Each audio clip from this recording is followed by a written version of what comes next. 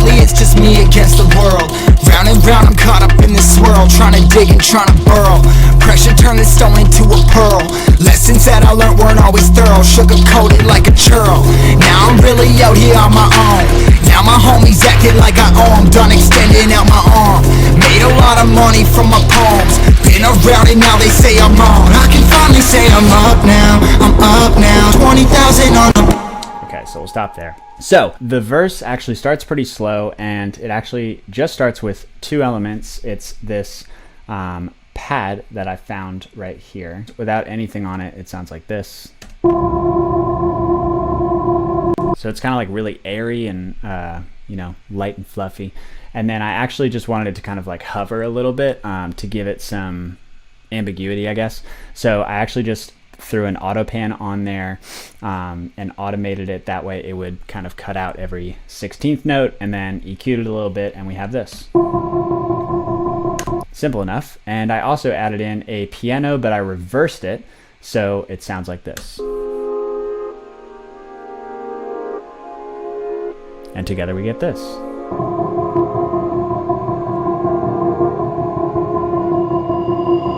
I've been thinking. So pretty simple, straightforward, and then I just added in a 808 bass on the low end and EQ'd out the highs. And then for the drums, I like to experiment with drums a lot. I love using like loops and sample pack items and kind of messing around with them until I find something that I like. I started with this loop and it was cool. Kind of ominous, but I wanted to add some delay. That way I would give it a little bit of flavor. And what's cool is that is a like a 6th note delay. So instead of it being, you know, the classic like 4/4 tempo, there's a little bit of rhythm manipulation there too. And then obviously we have the kicks, and that's pretty much it for there. Later in the verse, all I do is I add another gritty bass that sounds like this. And that has the same hovering effect that you saw on this, but I just automated it within Serum. And then we have another sub bass in here too.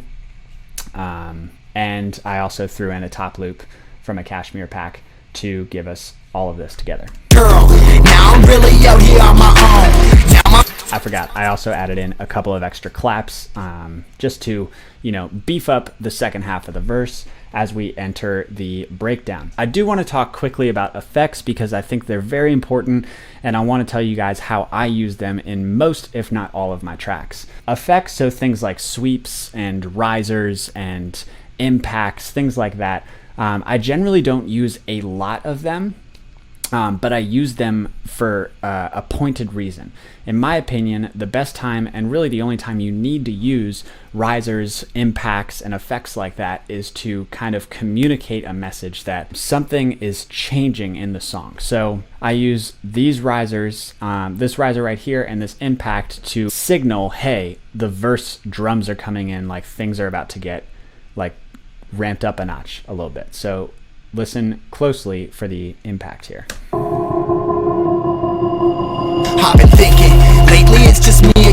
So instead of just using them every 4 bars, every 8 bars, or trying to use some sort of formula, try to use it as a way to communicate, because while people aren't going to focus on it, it will beef up your instrumental ultimately. So the next section actually is the build-up. Mime switches over to the hook here, and there's a big kind of shift in the song, and we kind of bring everything back down. We just had a verse, Mime killed it on the rap, and now we're going into the build-up, which will lead us to the drop, and Mime hits us with this catchy hook. So this is what the instrumental sounds like. I'll block out the vocals, that way you can hear just the instrumental.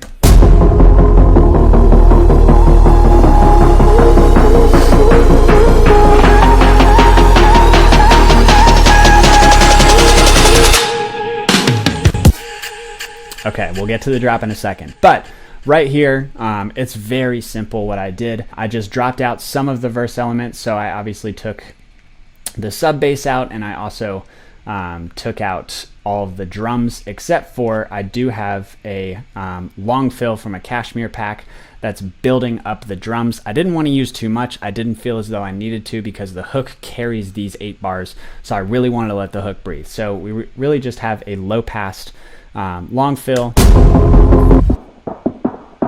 that kind of slowly comes up, and as it's coming up, the highs are coming in, and that's all we needed. And then we have this fill right here, and those are the only drums. I took away the 808 bass here, and I just added a pluck chord.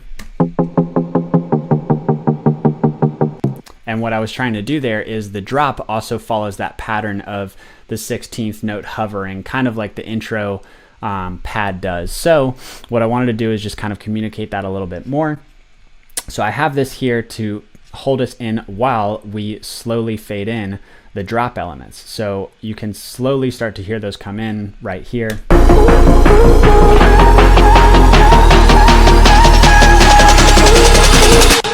And then we also have that riser.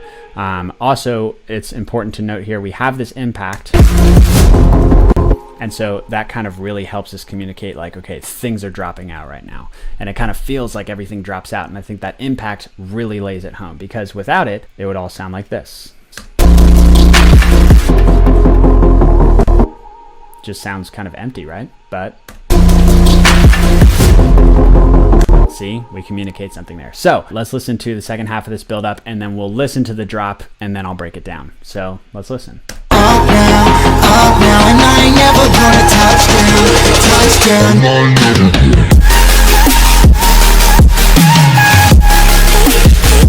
I ain't never gonna touch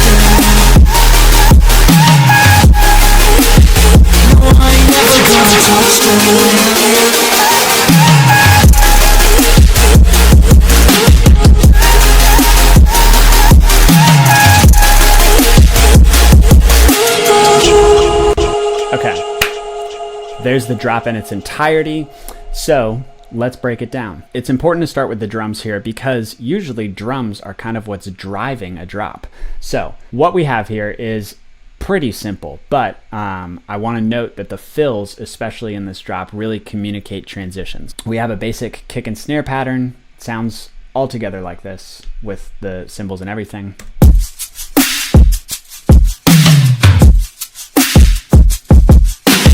Pretty simple, straightforward. We just have a shaker loop that is kind of keeping the rhythm the whole time, kind of making it a chorus drum pattern instead of just a verse pattern.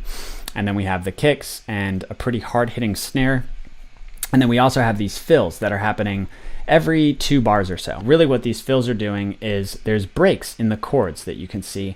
And when those breaks happen, we need to fill that space with something. So instead of just filling it with more chords or a melody, it's fun to sometimes switch it up and fill it with things like percussion or elements that people wouldn't really expect. So those fills, although they're consistent, it kind of drives the rhythm, and so subconsciously it's almost unexpected. The drums are pretty straightforward. The only thing that happens in the second half is that I add another hi-hat pattern to make things more interesting and add a little bit of beef. Let's hop into down here and we'll go over the driving melody, which is actually just a vocal chop that sounds like this.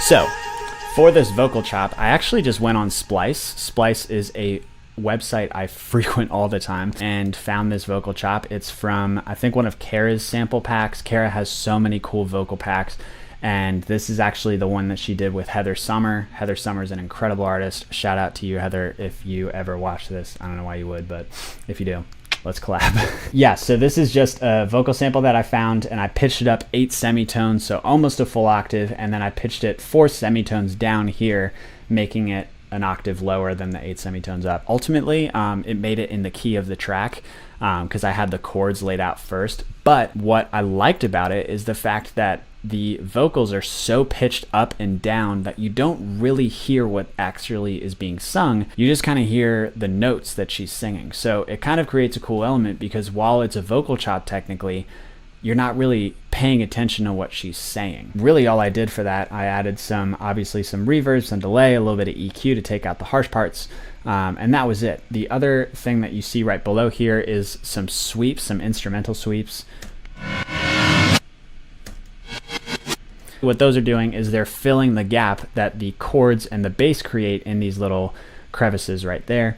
The vocal chop is pretty consistent, but since it's consistent, we kind of need to switch things up a little bit with the chords. So what I ended up doing is I cut them out on the 4th bar of every measure and added these sweeps in to kind of fill the space. The next section that is obviously instrumental is the chords. Super saws, huge fan. This is what my chords sound like isolated out.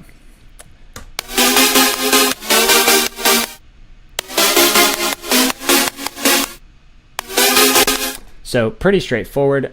We just have 2 serum patches here, and I made sure I actually started out with reverb on here, as you can see. And I ended up taking the reverb off because when the chords cut, I wanted them to cut completely. Pretty much just have these 2 super saws. I'll play them for you, isolated each one. That way you can hear what they sound like separated too. And then we have this one.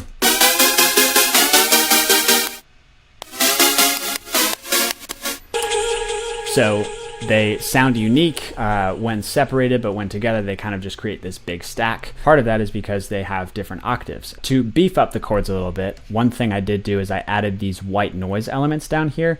So isolated out, they just sound like this.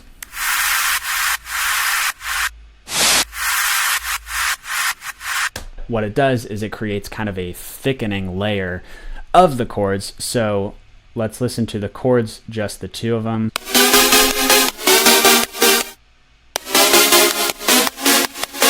Now let's listen with the white noise.